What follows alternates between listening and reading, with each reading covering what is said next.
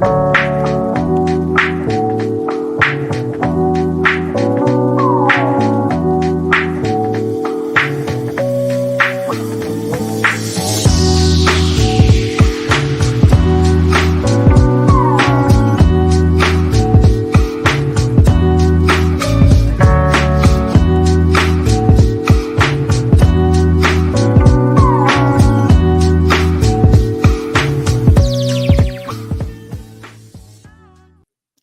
welcome back, Bears fans, to this Friday edition of the CHGO Bears Podcast presented by DraftKings Sportsbook, America's top-rated sportsbook. Download the app, use promo code CHGO when you sign up.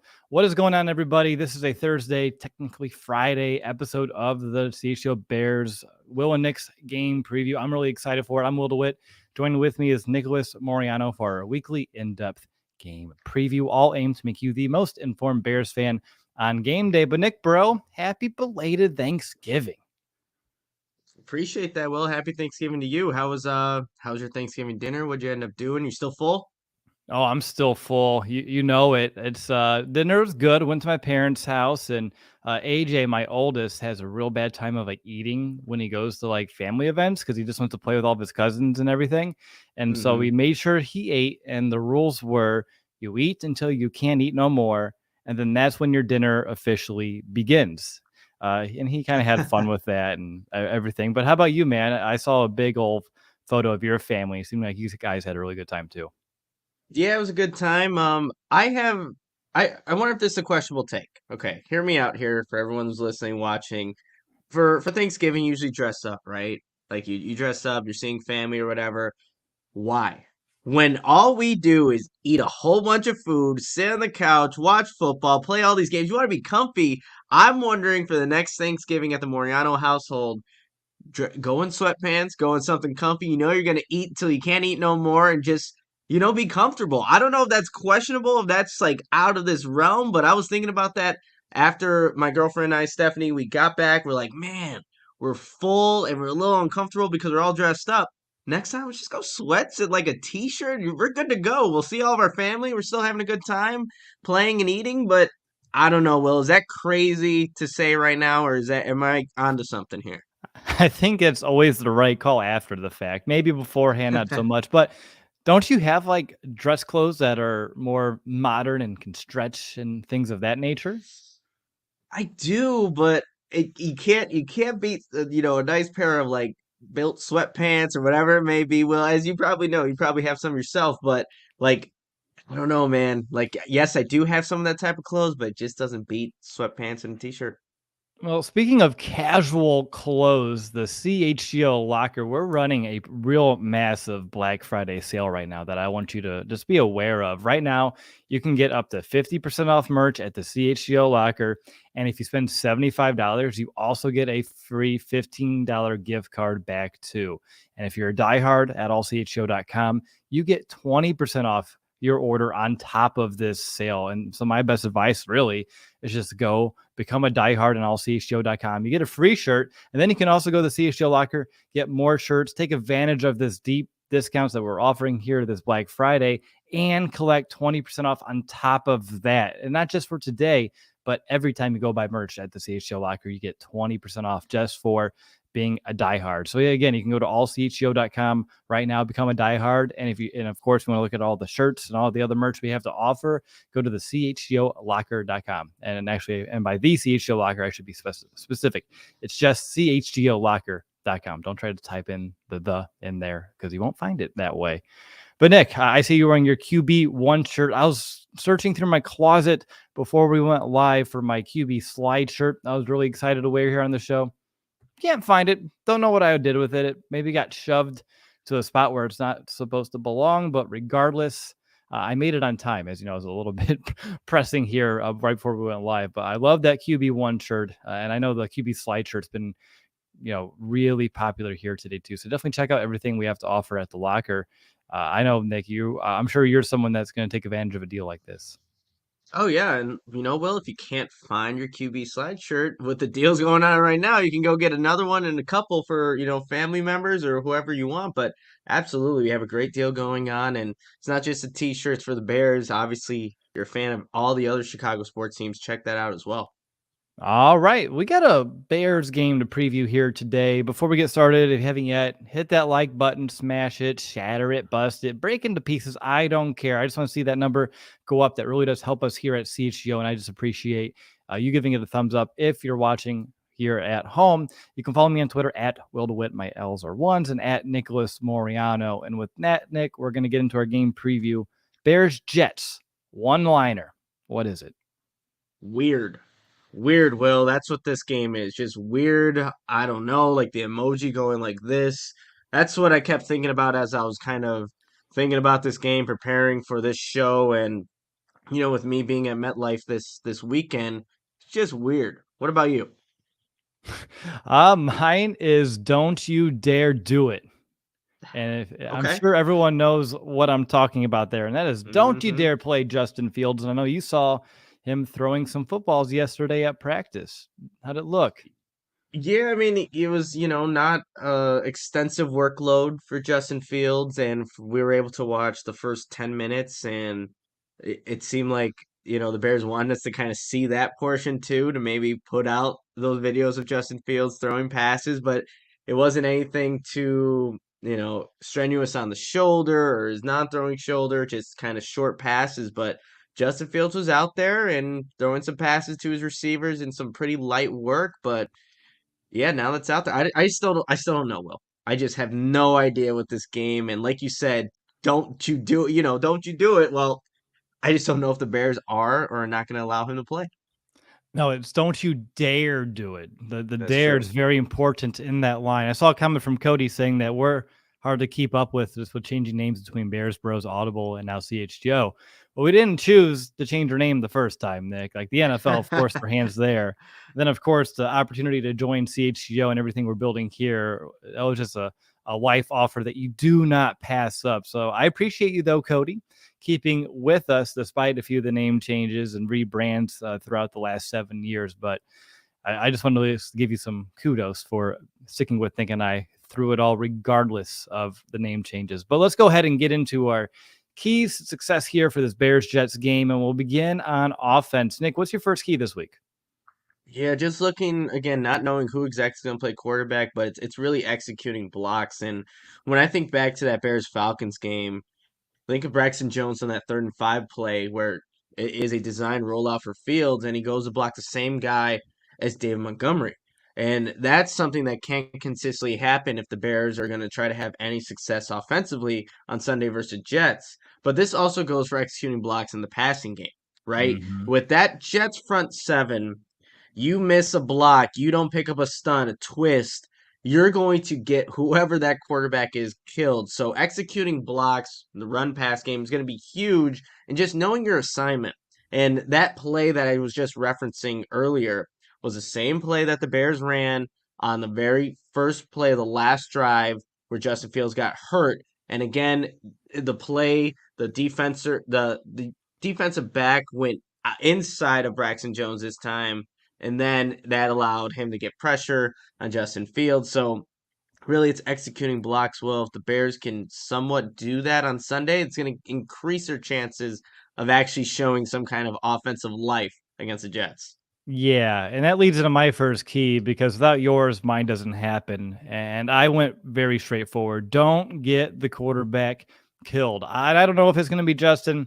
I don't know if it's going to be Trevor, but regardless of who's under center, the Bears need to do their damnedest to not allow that quarterback to get killed this Sunday. And here's why. Quinnen Williams has been the most effective pass rusher amongst interior defensive linemen, not just for the Jets, but for the entire NFL. His pass rush productivity score is 8.5, which is the top of the league. He has 9 sacks, 9 quarterback hits, 19 hurries, 37 total pressures. That's just the inside. Let's bounce out and look at the edges. You have Carl Lawson and John Franklin Myers, and they are no slouches out there. They have 11 sacks combined, 18 quarterback hits, 54 total pressures. And then you have a rotational guy called Bryce Huff that's super effective when he's out there too. 3 sacks, 20 pressures this year, despite playing less than 100 snaps so far on defense. He has big bang for the buck mentality when he is out there. So for the Bears, you have Riley Reef. He's given up 2 sacks over the last 2 weeks.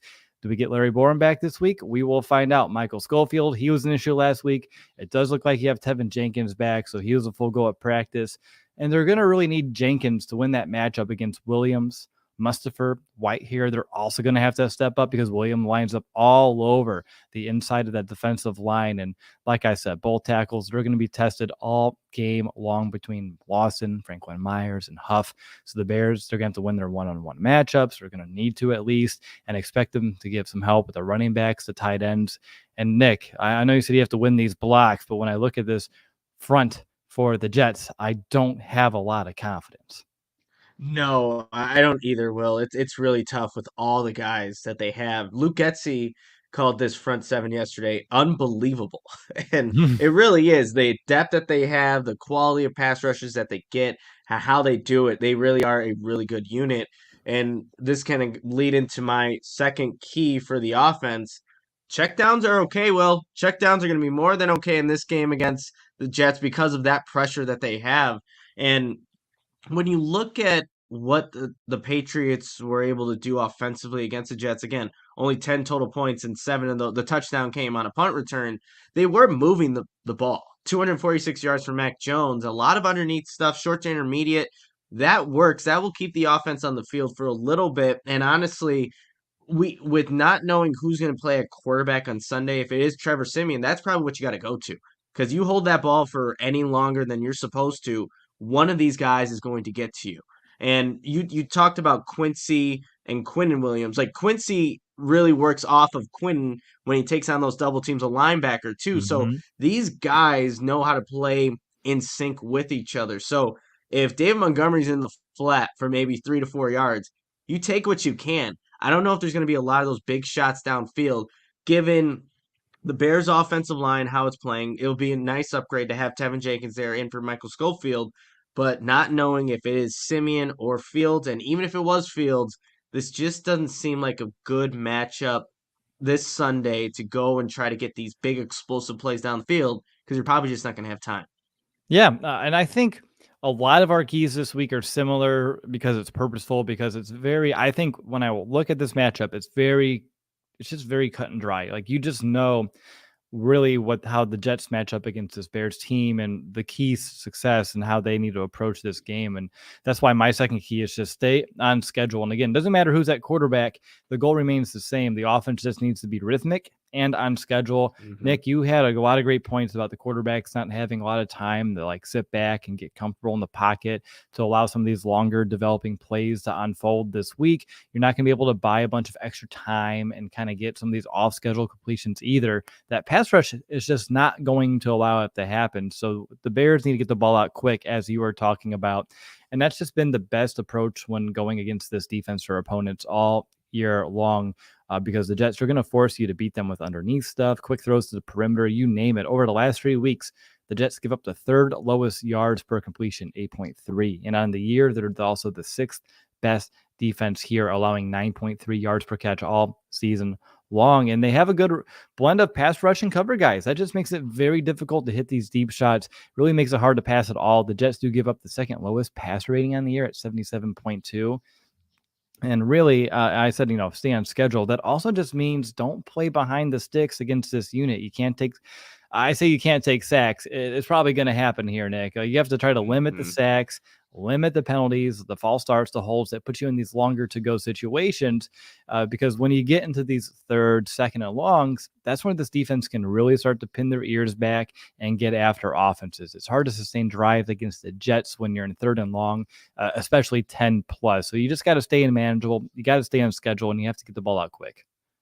No, absolutely. Well, it was funny when I was rewatching the Jets Patriots game. The very first play of the game for the Jets defense, they run a stunt and sack Mac Jones, and I just Woo. immediately put my hands to my face. Was like, oh boy, this is already off to a rough start. And just seeing, envisioning what could happen on Sunday with the Bears offense, a lot of bad things could happen with that Jets defense and how they play.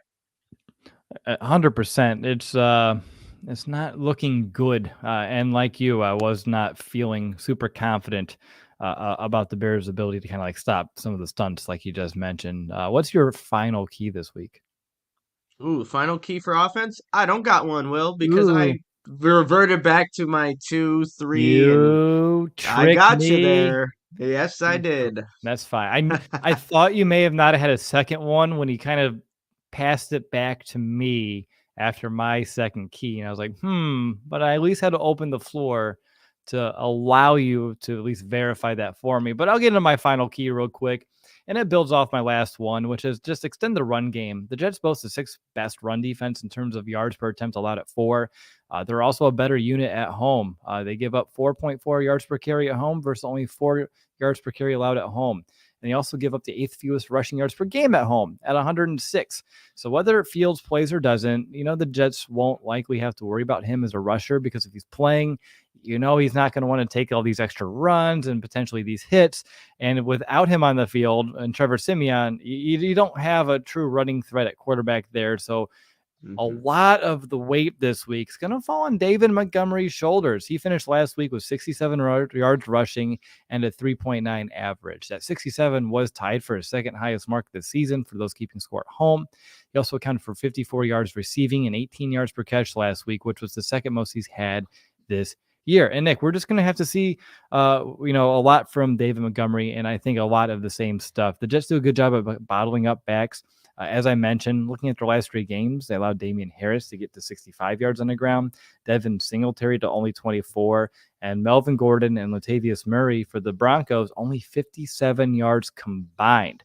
And the Bears losing 2/3 of the heads that they had at that rushing attack is going to be a very tough blow to overcome. But extending their ground game, maybe you can find more success. Getting Montgomery involved in the pass game.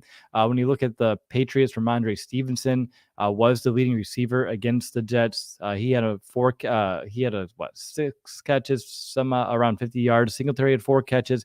Gordon had a couple himself a few weeks ago. And it's not just the running backs. Get the wide receivers involved here. This quick passing game that you were talking about, get the screen game going.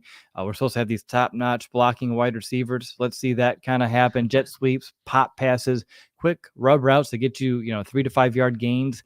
That's fine. That's just extensions of the running game that can allow you to be in manageable situations.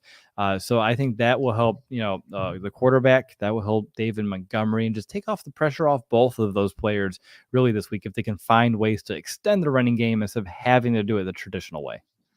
Yeah, well, that's going to be huge. And man, if the screen game could actually do something for the Bears, that would be great, because that really has been an element to this Bears offense that, Luke Getsy's tried to call up, but we haven't seen a lot of big passing plays from that. That would be an extension to the run game, but the Bears haven't quite executed that level of the passing game. Again, just another element the Bears still need to continue to work on. And this is the matchup to hopefully find a way to get it done, because you're not going to be able to pass it deep on this defense. So finding these short plays and, again, extending the run game is just a great way to add an extra wrinkle to force the Jets to defend. Let's switch over to this Bears defense now. They have themselves, I wouldn't say it's the toughest challenge we've seen so far this year, Nick, but at the same Mhm. time, this Bears defense, to be frank, it isn't good. So let's find out how they stack up against an offense that also isn't good. What's your first key on defense this week? Yeah, just looking at this Bears defense, I think they need to start with just finishing plays. I think of Nicholas Morrow almost making that interception last week against Marcus Mariota. I asked him about the play yesterday in the locker room, like, "Hey Nick, what happened there?" And he said, "Man, I was just falling backwards, and yeah, I should have made the play, but as I was falling backwards, I just kind of lost." I'm like, "All right, still made the good play there, but finishing that one." Then I think on the opposite end, what happens when you do finish plays? Well, Jaquan Brisker, causing that fumble by tracking down Mm-hmm. Cordell Patterson. See the benefit of that. And then I think of another negative towards the end of the game. Jack Sanborn getting in the backfield on 3rd and 1, tackles high on Cordell Patterson, is able to make it a more manageable 4th down attempt. The Falcons end up going for it and end up getting a field goal on that drive. Maybe could have taken them out of field goal range, but it's like those plays right there, finishing, could be huge in what the Bears are trying to become defensively. But we've just seen so much inconsistency with that if that continues in this game against the Jets, a not good offense, a new quarterback's coming in, you're giving that Jets team life to continue drives, to continue making plays, but it starts with finishing. So we need to start seeing that happen more consistently with Allen Williams' defense. 1,000,000%. I will more than co-sign everything you just said there, Nick. My first key is Wilson, which is Garrett Wilson, and not Zach Wilson. But by and large, like the biggest threat that the Jets have on offense this year has been Garrett Wilson, the rookie that we actually looked into a bit when we were doing our research in wide receivers in this draft, and then he quickly went up the draft boards and got out of the Bears' reach. So that just wasn't really an obtainable thing for us this offseason. But so far this year, the rookie has 44 catches, 533 yards, but only the 2 touchdowns. But still, like between the 20s, he's been very productive this year. And with Mike White at quarterback, you know he's going to want to go to like a hot hand to build some chemistry, to build some confidence when he's out there on the field. Last year, when Mike White played for the Jets, he leaned on Jamison Crowder a lot. And I can see the same happening here with Garrett Wilson. So the Bears both having Gordon and Brisker in concussion protocol is a concern here. And if the Bears can limit Wilson's impact, keep him in check, to force the Jets to beat you with someone else, and when you look at that roster, they're not super talented, I think that's just the best bet for this Bears defense to find ways to get off the field is by forcing them to beat you without Garrett Wilson. And I don't know if the Bears have what it takes to really slow down Wilson just because of the injuries in the secondary, the inability to rush a passer. But we'll kind of get to that as we can. But that's just my first key, and really a player that I'm sure the Bears have star circled and underlined in their notes as like someone that they must find a way to stop here on Sunday. What's your second key, Nick? Absolutely. Well, actually, I'm going to go a little out of order to kind of build off what you were just talking about with Garrett Wilson, but the secondary has to be in sync for this game. And that's because we don't know who's going to be playing at this point. We have two did not practices for Jaquan Brisker and Kyler Gordon for the concussion protocol. So on Sunday, you may see Jalen Jones out there in the slot and Kindle Vildor on the outside primarily in this game. And then at the opposite safety position of Eddie Jackson, most likely you're looking at DeAndre Houston Carson if the two rookies can't play on Sunday. And again, you were just highlighting Garrett Wilson, what he's been able to do for this Jets offense. And Mike White, when he was playing last year, for some reason the Jets showed some life offensively. Were able to score and move the ball a little bit more effectively than definitely what you saw last week from Zach Wilson against the Patriots. So if that's going to be something that the Bears have to deal with, not having two of their starters in the secondary, man, that makes communication that much more important on Sunday. Don't allow these big plays to happen because you thought somebody was going to be in a spot, but you just were not on the same page. So that's going to be big in this one. We'll get a final injury report here probably in the next hour or two from the Bears, and we'll see exactly what's going on there. But right now, two did not practices for Jaquan Brisker and Kyler Gordon heading into Friday, and we'll see what happens later today.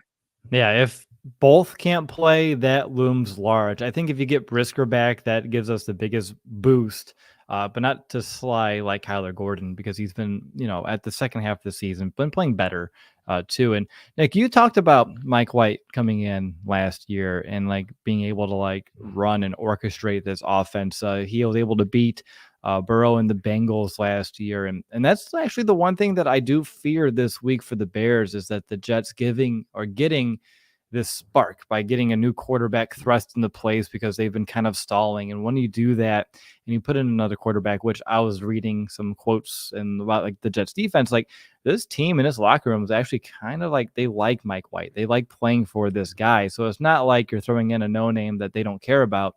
Mike White, someone that's respected in the locker room and they actually care a lot about inside of it. So I do fear that. And it's just two different early scenarios for the Bears, say if it is backup versus backup, right?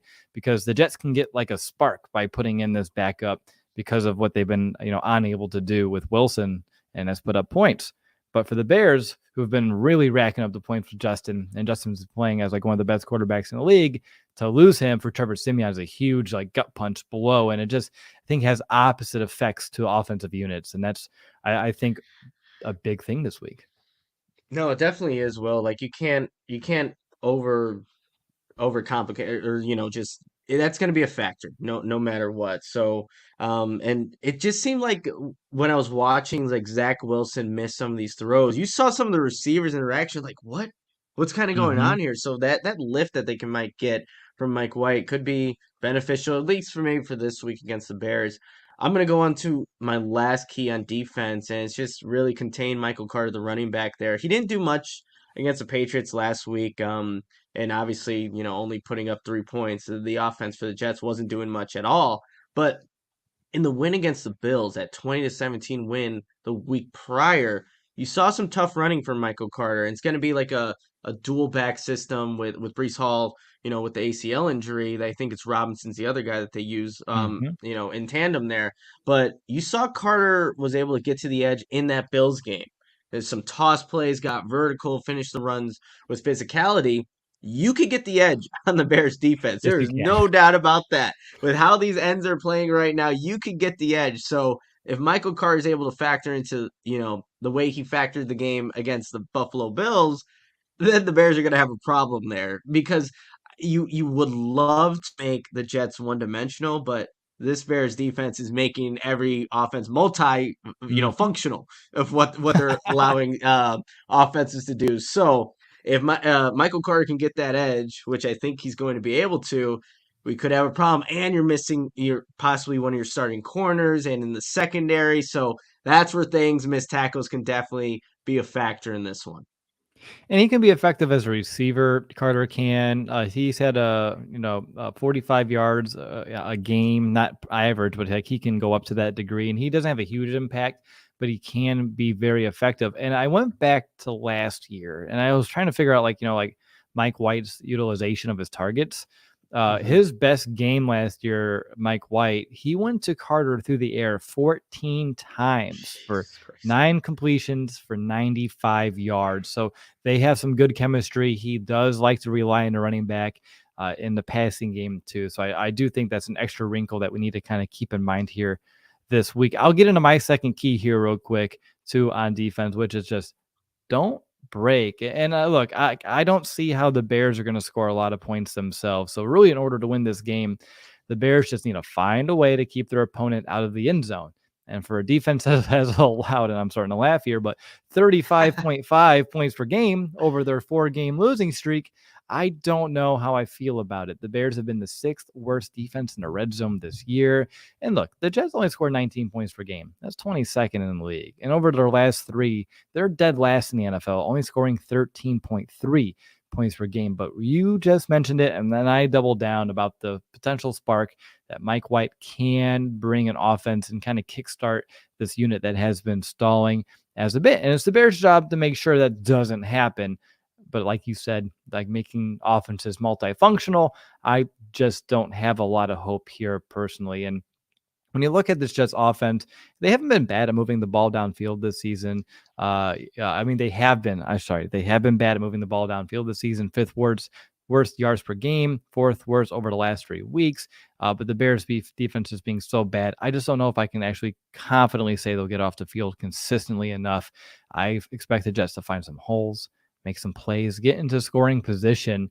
It'll just be up to the Bears to force them to settle for field goals and not allow touchdowns. Because if they do allow touchdown after touchdown, then I think this game will be over rather quickly. And the Bears just need to keep this game as low scoring as possible. If you just look at the last 4 games for the Jets, win 16-9, loss 17-22, win 20-17, loss 3-10.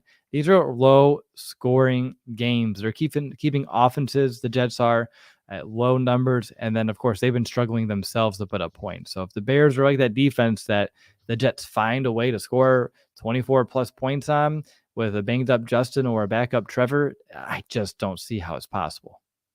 No, I don't either, Will. I mean, this is a good game for Mike White to come in, right? To, get his first start of the season. And the Jets, again, are still fighting for, playoff position. 6-4 right now, but Yeah. this is a really good opportunity for them to get things right offensively against a Bears team that can't stop anybody at this point. No. All right. Let's get into our Bears bold predictions now, brought to you by Green Ridge Farm. Nick, do you want to hear my crazy get out of town, just log off and never come back on the podcast bold prediction, or my real bold prediction? I mean, we need to bring some excitement to this game because I think it's a little lacking with no Justin Fields, no Zach Mm-hmm. Wilson. Just bring the whatever this bold prediction is, Will, because it's going to be a lot better than what I got. You're just going to fall to your chair when I say that the Bears are going to allow 0 sacks on offense, no matter who's at quarterback. Oh my. Oh I boy. told Yeah. you. I told you that's like the no way in hell kind of bold prediction. Like, no, they can't. No way they're going to keep. We've seen it though, like in games, maybe not for the Bears, but I've watched football games and we're like, wow, this quarterback hasn't been hit. He's been average going down 5 times a game against, and this is a really good defense. I don't really envision that this Sunday. You talked about the stunt on the very first play that you saw. Like it's gonna happen real quickly. My real bold prediction though is 125 plus total yards and 2 touchdowns for David Montgomery. That's gonna be my Okay. actual official bold prediction. I just wanted to at least make you laugh or just make you feel like I'm believing in the impossible and miracles this week. I don't know. Hey, that second one with David Montgomery though, like he's gonna be such a factor, a focal point for this Bears offense that I think that's obtainable. And even despite whoever's playing at quarterback, for me, I'm going defensively here. I think Jalen Johnson, here we go, is lined up one-on-one with Garrett Wilson at the 5-yard line. And he comes away with an interception and one-on-one coverage, takes away a possession from the Jets, who are marching down the field on this fake scenario that I have going on in my head. And Jalen Johnson gets an interception, goes up and intercepts the ball from Mike White, intended for, again, Garrett Wilson in the end zone. Bears get the ball at the 20 and punt 3 plays later. No. See, the second half is like the most believable the entire thing. But I'm happy about the interception and the turnover, and very disappointed in the Bears offense in your fake scenario that you just came up with. But of course, our bold predictions brought to you by Green Ridge Farm, one of my favorite sponsors that we have here on the show, partners that we have here on the show, and I know they're a big partner for us during our tailgates. Again, we have another tailgate coming up on the 4th of December before the Bears take on the Packers. We'd love for you to join us, hang out with us before that game. Link is in the description below for that tailgate. And of course, Green Ridge Farm is going to be providing some tasty sausages and meats for us at that tailgate. I was talking up last week that cheddar jalapeno sausage that I had walking to Soldier Field a week ago that kind of kept me warm in the cold, but not too spicy. It was like right in that middle ground. But I know you have some more that you want to share about Green Ridge Farms, and everyone in the chat, I'm sure, is already waiting for all the meat stick talk. Oh, absolutely. Green Ridge Farm First is a Chicago local meat and cheese company that offers a better all natural option. Green Ridge Farm are the makers of all natural deli meat, sausages, and their famous meat sticks. Perfect for tailgating, happy hours, and school lunches. Also have 16 grams of protein per stick. Perfect for that post workout snack. And you can find them at your local Costco, Sam's Club, Chicagoland grocery store, you name it, you can probably find it. And right now, when you order any 3 meat products at greenridgefarm.com and include a pack of meat sticks in your cart, those meat sticks will be free simply by using code CHGO at checkout. Go get your meat sticks, your sausages, whatever you need. Green Ridge Farm has got you, and let me tell you, they are delicious. I need to actually order some more meat sticks for trip to New York this weekend. That'd be the perfect snack to have during the game. And the flight. You whip out just a package of meat sticks on the flight. You can hand them Oh off yeah. to the people around you, spread the word. You'll be like the most popular man on the plane if you're passing around Greed Ridge Farms meat sticks on the flight. Yes, just passing around my meat sticks. Yep, just on the plane. Just Everyone's getting a bite of Nick's meat sticks on the plane. All right, let's talk about Game Time. They are the hottest new ticketing site that makes it easier than ever to score the best deals on tickets to sports, concerts, and shows. Ever dreamed of sitting in a seat you never thought you could at the 50-yard line, maybe courtside? What about behind home plate? Floor seats at a concert? It's all possible with the Game Time app. The biggest last-minute price drops can be found on the seats that you thought you could never buy. And you won't find a better deal this season on the Chicago Bears. Heck, the Bulls, Blackhawks. We're getting some full swing sports here in Chicago. And you won't find any better deals on our teams than you will on Game Time. They were created by the fans for the fans, and they guarantee the lowest price. And if you love CHGO, you're going to love Game Time too. And the best way to support us is by buying your tickets through the link in your description, both here on YouTube and your podcast player of choice. So join over the 15 million people who have downloaded the Game Time app and score the best seats to all your favorite events. All right, this is the CHGO Bears Podcast. Will DeWitt, Nicholas Moreano giving you our weekly in-depth Chicago Bears game preview. Nick is done passing around his meat stick, and he's ready to tell us about his weekly X Factor. Nick, what is it? Oh man, it's simple here. It's the O-line protection. 6 sacks the Jets had versus the Patriots, and look, this was an offensive line last week against the Falcons that, was not a very good defense in terms of applying pressure to the quarterback, but Atlanta had 17 total pressures on Justin Fields. Will, that was tied for the third most Fields has faced all season. That was against the Atlanta Falcons. So what could the Jets do on Sunday with their, you know, repertoire of guys that can come in and out of the lineup that are able to win their one-on-one matchups? I am terrified at whoever's playing quarterback there, but if the O-line magically is close to anywhere near your bold prediction, Will, then that's huge for the Bears. But realistically, I don't see that playing out in the Bears' favor, but that is the X factor. If there's no O-line protection whatsoever, this could be one of those ugly games for the Bears. If it somehow plays above expectation, hey, there's a ball game here. There's a ball game here because again, the Jets, even though they are at 6-4, it's like I don't know if they're that as good as their record indicates. Even though they do have a really good defense there, but it's the O-line protection. Well, if it is bad as I think it can be on Sunday, it's going to be a very ugly game. Look, what makes it easy to talk about this Jets matchup is that their current situation is so identical to what the Bears have always been. Really good defense with an offense that can't do enough to win more games than not. Quarterback issues, you name it. Like we've seen it. Like we know how it feels to have a good defense and have that be squandered because an offense can't reach that 20-point mark on a consistent basis. And I'm happy you taught me something about Justin Fields and the pressures against the Falcons. I didn't know how bad that ranked when you look at the season.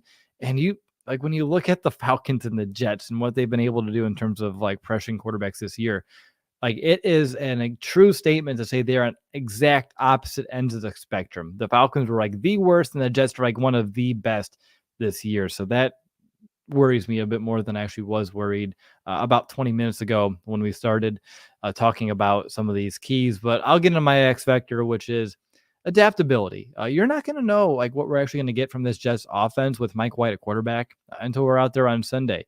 They may show you some new things, find success that way, and also get that spark that we're talking about with him getting injected into the lineup. But whatever it is, the Bears are going to have to adapt and make adjustments on the fly. And the Bears offense themselves, this is a whole week of adapting. No matter who's at quarterback, your game plan is going to be not what we've seen since the mini bye. Justin's not going to be able to bail you out with his legs. He shouldn't be called upon to run if the Bears end up playing him. And they're just going to have to rush the traditional way and beat this defense potentially from the pocket.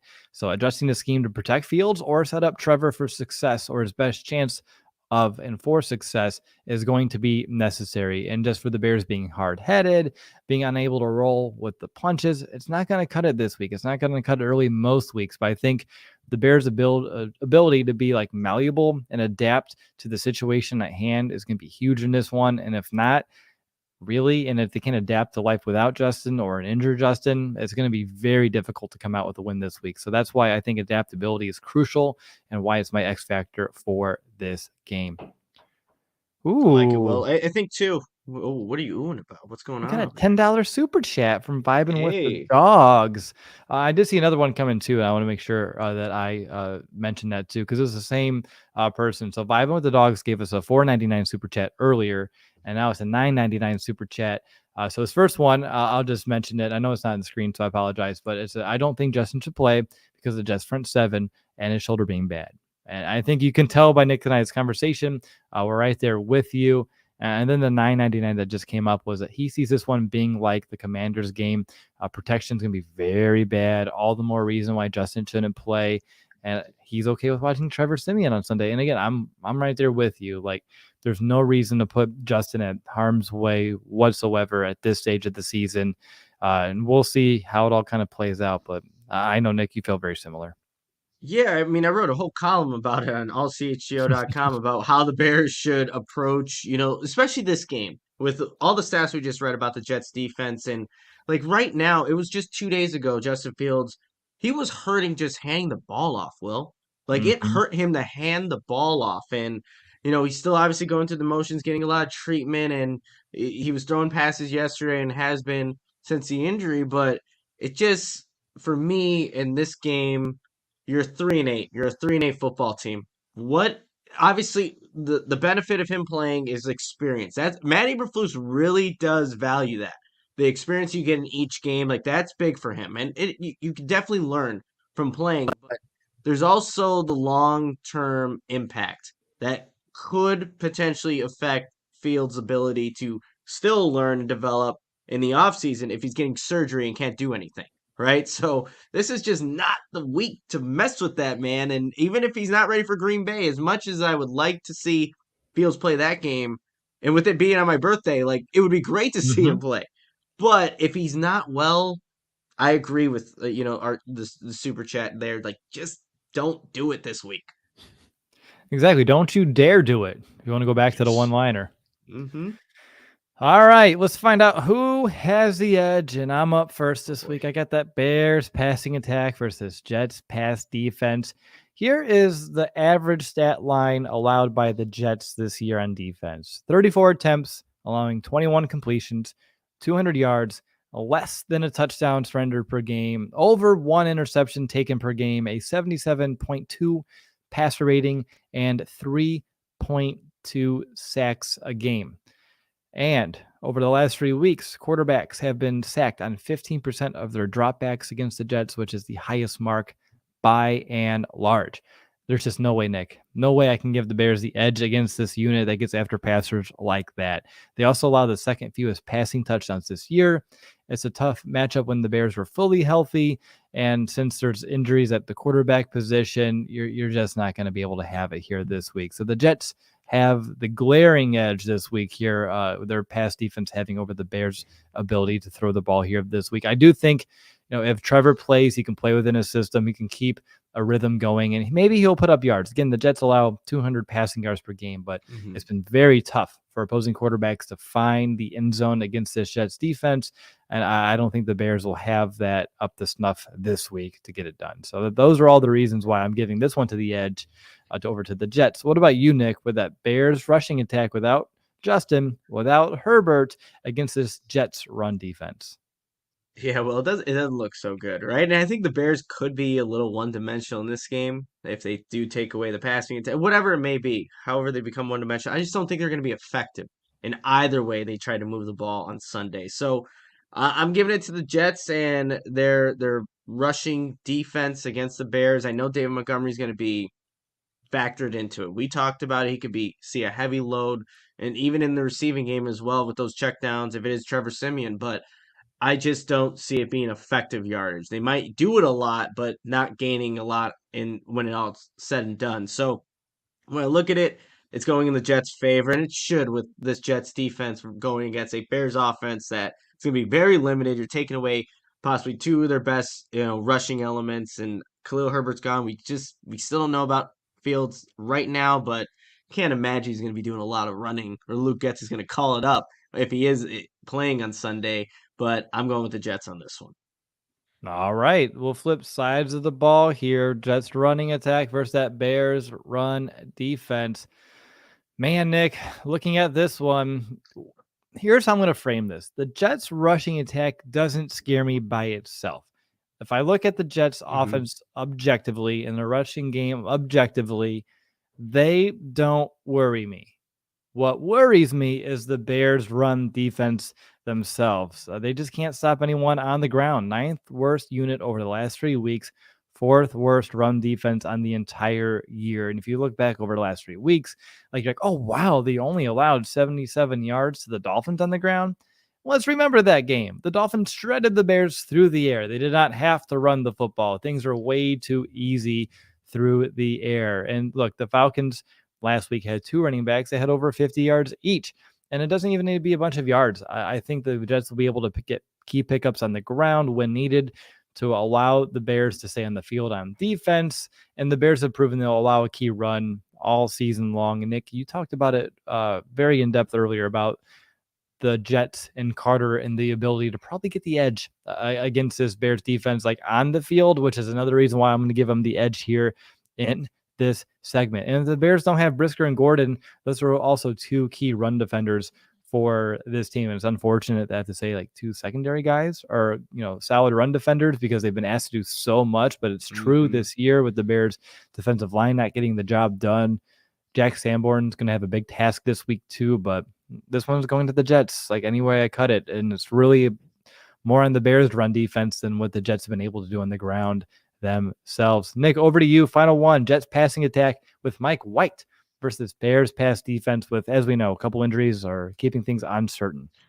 Yeah, a couple injuries and a non-existent pass rush. Will is still there for the Bears, and they might also be without two of their key players in the secondary with Gordon and Brisker. So I'm giving it to the Jets. I don't know what we're going to see out of Mike White, but I just don't. I also know what I'm not going to see from the Bears pass rush. And on top of that, with the injuries in the secondary, it could be some of those big plays happening because of a key communication breakdown, something of that nature. But I'm going to give it to the Jets here. There's a lot of uncertainty, however you look at it, but I'm going to go with the Jets playing at home here. Okay, wow, that's a sweep. We haven't had that in a long time. Wow. Maybe at all this season. And the Jets, out of all I know freaking teams, the Jets, like, oh man, like I think that's how you know it's bad, and that's kind of unfortunate. It is, but we live with the situation at hand, and we're going to be adaptable here, which is, again, my X factor for the Bears this week. I see Bragg's in the chat. What's going on, Greg? He likes my haircut. It was way too overdue. Hey. And then talking about how your face looks a little naked, like without the stash and everything, and mentions that I'm sure by midnight it'll grow back, which is true. You're a werewolf, and it comes back rather immediately. Like you don't have a 5 o'clock shadow. You have like a noon or a 1 p.m. shadow. Yeah, it's already starting to grow back by the time it's the Bears kick off. I'll probably have my beard back, but appreciate it, Greg. All right, let's talk about some Shady Rays, which is one of my favorite partners here because I've been a customer of theirs for years, and they just never understood like why sunglasses were so darn expensive. So they set out to change it. You don't have to break the bank for quality sunglasses this fall because our friends at Shady Rays, they have you covered. They are premium polarized shades. They feature world-class optical clarity, substantial durability, and styles catered to everyone and every lifestyle. And the best part about Shady Rays is they have an insane protection program and all of eyewear, which is lost and broken replacements. If you lose or somehow break these, so durable shades on day 1, day 2, 100, you name it, they will send you a brand new pair, no questions asked. Whether you drop it in a lake, off a cliff, anything, they will replace your shades. And as I mentioned every week, but I love to just hit this point home, they provide 10 meals to fight hunger in America with every single order placed. They have donated over 20 million meals to date. So not only are you doing a lot of good for like your style and protecting your eyes from the UV light, you're also doing a lot of good here fighting hunger in America. And exclusively for our listeners, Shady Rays, they're running their deepest deal of the season. Use code CHGO for 50% off 2 or more pairs at shadyrays.com. That's buy one, get one free. You can get 2 pairs for low as $54. You can redeem this only at shadyrays.com, where you can find all their newest and best shades. Well, I got to tell everybody about DraftKings, and here's a scenario for you. Cairo Santos is lining up for an onside kick. The chances of her gaining possession are slim. The stakes are high, and the tension is even higher. Your pulse racing. He kicks, and you watch the ball as it lands. Make every play feel this exciting with DraftKings Sportsbook, an official sports betting partner of the NFL, and their unbeatable offers. Right now, new customers can make any $5 bet and get $200 free in free bets if your team wins. And check this out, in addition to the usual bets, everyone can boost their winnings with DraftKings stepped up same game parlays. And honestly, you guys, I'm not touching this Bears Jets game with these bets. Maybe the under is where I would go on this one, but if you're looking to maybe get those free bets and 150 $200, like maybe go to a different game, to be completely honest. But first, you have to download the DraftKings Sportsbook app now and use promo code CHGO to get those free bets if your team wins. Just place a $5 bet on any football game only at DraftKings Sportsbook using code CHGO. All right, let's continue talking about some DraftKings and let's talk about some over-unders. Now, I need to be transparent. These are ones that I made up this week. And by made up this week, I mean I just made them up as you're going through that read, Nick, because when I logged onto the DraftKings app, they don't have any player props for the Bears this week because they just don't know who the hell's playing quarterback. Mike White was just announced the other day, and DraftKings isn't touching this game either, is basically what I'm gathering here. So I have a handful that I just came up with as you were talking, and we can burn through them real quickly. So for the Bears, I'm setting the line at 184.5 passing. Over under on 184. The Jets do give up 200 yards per game through the air, but I wanted to drop it a little bit further to maybe entice you, but your face says it all. I am going under on that, Will. I'm not trusting anything with passing yards this game. What about 199.5 passing for Mike White? Would you touch that? Even that seems a lot, and I know this is the Bears defense we're talking about. I'm going under as well. Okay.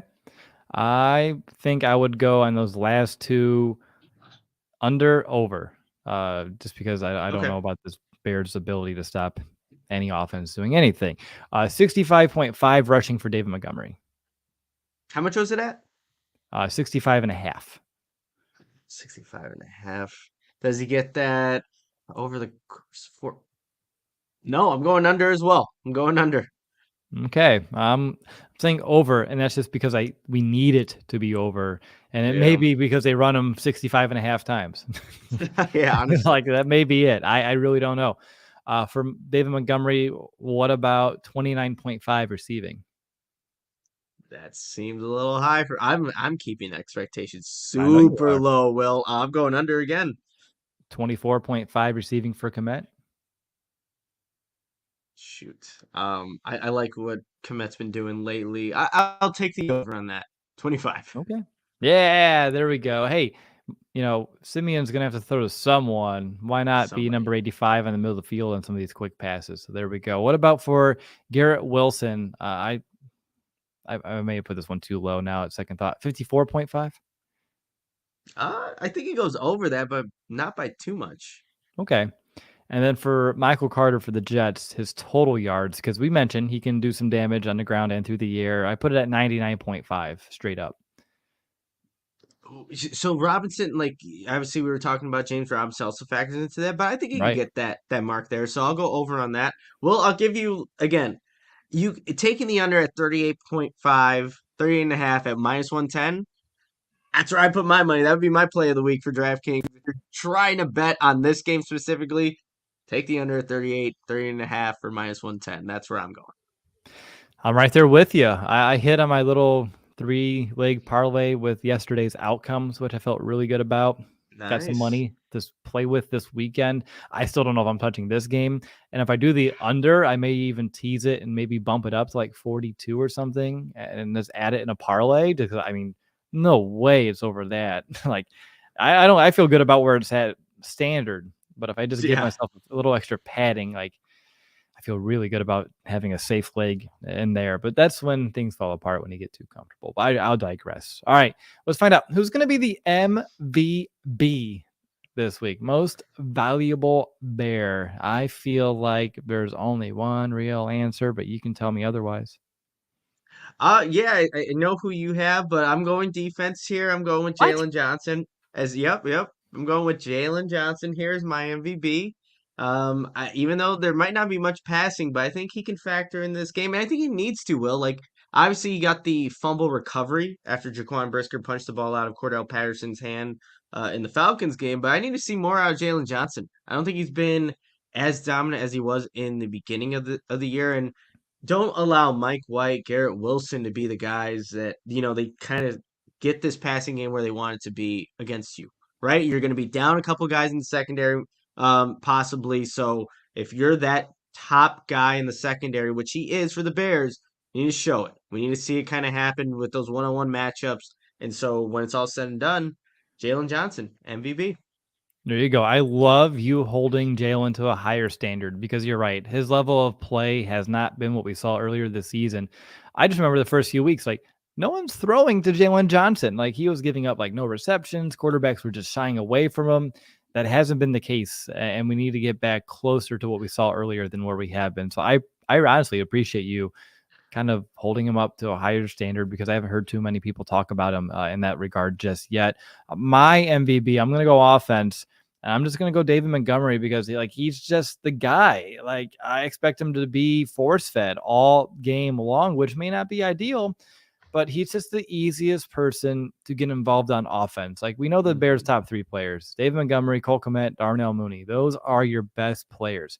But with little to no time in the pocket to work with, just getting the ball out to David Montgomery will be easy, whether you're handing it off, whether you're throwing out to him in the flat, getting him involved in a running back screen game, him having to do some extra work as a pass protector in this game too, is doing some max protects. Like he's going to be very important to the Bears here this week. And I just expect with him this being force fed, as I mentioned, all game long. I can see him going over 100 total yards between his receiving and his rushing. I don't know if he'll, be able to find pay dirt and help us get a lot of points up on the board because this Jets defense in the red zone is very good. And I don't know how many times the Bears actually be able to march inside the 20. But regardless, at the end of the day, we'll look at the Bears offense and be like, well, that wasn't great. But at least David Montgomery had himself a good game. So that's why I think Montgomery will be the MVP this week. And this all leads us to our game picks. Nick, tell me why the Bears are going to win. Oh, why? Oh, just Oh, kind of just putting it on the end there. I don't think the Bears are going to win. Will, unfortunately, I just think with the uncertainty at the quarterback position, guys being on the secondary, what that Jets defense can do. I think the Jets do end up winning this one in a close game because, like I said, I don't think the Jets are as good as their record indicates, but might be a get right game for their offense on Sunday.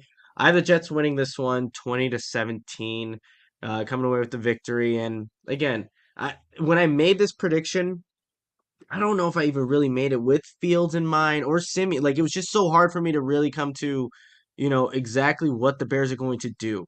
Like in injured Fields, I'm just not liking how that can play out with Simeon. Maybe he gets this offense moving with those checkdowns and is able to do I maybe create some offensive drives that actually equate to points, but in the end, I think the Jets do win this one 20-17. wow. That's more points than I thought you were going to give actually in this game. Super chat from Aaron said he should have kept the stash. I appreciate the super stash. Can we call it a super stash? Ooh, super stash. I like that. Super stash. For me, I'm right there with you. Although I'll be very honest. So I have the Jets winning, but damn it, Nick, I almost had this whole preview and talked about all the reasons why I'm worried. And having the Bears win because of that coin toss schedule prediction for the Jets, that's still accurate. That has them losing this game this week. And I almost wanted to go to the power of the coin, but I'm going to go with my Mm, mind, ration, and reason this week. And I have the Jets winning 17, Bears 10. And this is how I look at it. This Bears defense, they're going to give up more points to a struggling Jets offense with a new quarterback and that potential boost than the Jets defense is going to allow that unit that has been playing lights out for New York against a Bears offense, either with a hobbled Justin Fields or with Trevor Siemian trying to pass the ball. It just doesn't match up well. And we kind of talked about earlier about like how these are like two offenses getting opposite effects to a quarterback change. And I think that looms large here too. So mhm. really it's all about who has the better defense. And the Jets have that by and large this week. So Jets 17, Bears 10. And seeing the Bears only score 10 after multiple games of like 30 plus is going to really suck. But if it's Trevor, if it's Justin, I don't know. I mean, if Justin's out there, I can see the Bears scoring more points with him and his ability to like throw the ball and maybe buy some extra time. I just don't want to see him out there to take extra hits. I really don't. Like I know he's a tough SOB and he will be out there if he feels able to, but I still wish they would protect him from himself. He's just an elite competitor, and I don't blame him. And honestly, I respect the hell out of it. I just think it's just not the week to do it.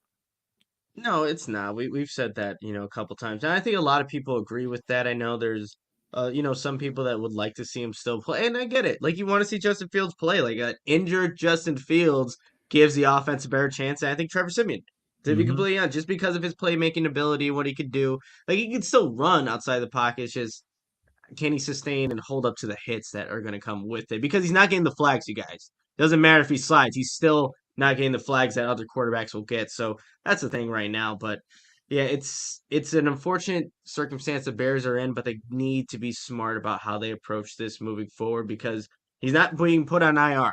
Like he's not a candidate for IR. So there's a chance we see Justin Fields at some point. Just shouldn't be this week against the Jets. Yep. Don't you dare do it, Nick. What is the confidence meter here for you this week? Obviously, we're both under 5. I'm at a 4. Okay, a 4. I'm at a 4.7, just where 4.5, wherever I put in there about where how close this game could be. But in the end, we're both below that line. Have the Bears losing. If they do win, if they were to win this game, would it be would it be a crazy surprise? I don't know because again, it's the Jets. It's the Jets, right? That's what I think.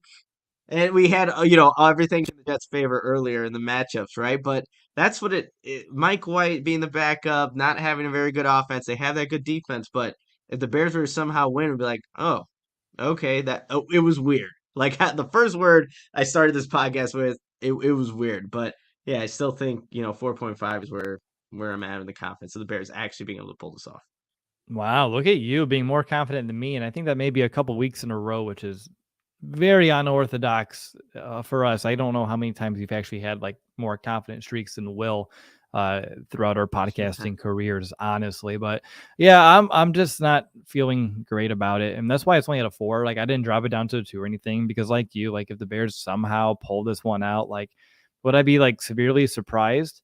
Yes and no. It would really depend on like how the win came. Like if you blow out the Jets, yeah, I'm going to say I'm surprised. If you squeak by a field goal somehow at the end and you get a turnover that changes the game, okay. I mean, that's the recipe to success. Steal possession, give yourself a short field.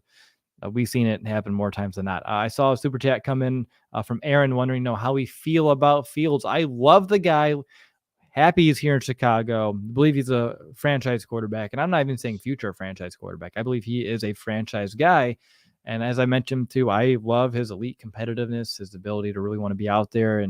And also too, this week, I just like we saw Justin blossom, Nick, as a player on the field over the last month. And that's been awesome. But what we've heard come out of Hollis Hall and what, been able to kind of collect, I think we've seen a lot of leadership growth over this 1 week. And I think that is equally as valuable as what we've seen on field too. And for him to step up as a leader on this team, take accountability, the defense having his back, and just the camaraderie there and like the culture in the locker room and that's being built around Justin, that just gets me excited. So those are just some thoughts I have about Fields. I can do a whole podcast about how I feel about Justin Fields, but how about you, Nick? Yeah, just look how Justin Fields handled adversity and also accountability as opposed to Zach Wilson, both 23-year-old quarterbacks. But Justin apologizing to his team after he actually helped that team, we're in contention of winning that game. Obviously, he throws a pick at the end, but accounted for yards and touchdowns as opposed to Zach Wilson deflecting the question, saying no. Right? Like, Yeah. that's big. And even in a losing season, Justin Fields is showing amazing qualities that go a long way. For the newcomers that will come to this team in 2023, knowing the guy that they're going to play with. And yes, we want to see the passing game still improve.